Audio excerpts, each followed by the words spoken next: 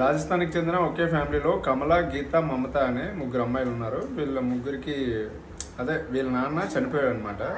వాళ్ళ అమ్మగారు కూలి పని చేసుకుంటూ వీళ్ళని పోషిస్తుందన్నమాట.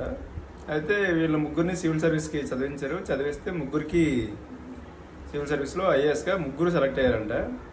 అయితే వీళ్ళు ఒకరికి 32 ర్యాంకు, ఇంకొకరికి 64, ఇంకొకరికి 128 ర్యాంక్ అనమాట ఆల్ ఇండియా ర్యాంకుల్లో. అయితే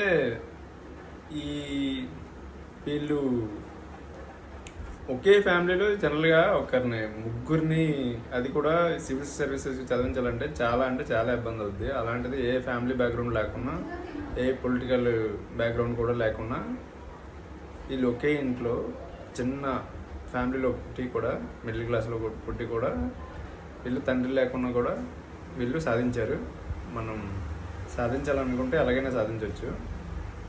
అయితే ఇదంతా బాగానే ఉంది, కానీ న్యూస్లో వీళ్ళు ఏంటి అన్నీ మెన్షన్ చేయొచ్చు. మిడిల్ క్లాస్ అనొచ్చు, డబ్బులు లేని వాళ్ళు అనొచ్చు, లేదా వీళ్ళ తండ్రి లేడు అయినా సరే వీళ్ళ అమ్మ కూలి పని చేసుకుంటూ వీళ్ళని చదివించదని చెప్పొచ్చు. వీళ్ళంత గొప్ప ఘనత సాధిస్తే మనవాళ్ళు ఏంటి ఆ న్యూస్లో రజత కులానికి సంబంధించిన, అంటే చాకలోళ్ళు కదా అంటారు రజతలు అంటే, కులానికి సంబంధించిన వాళ్ళని రాశారు.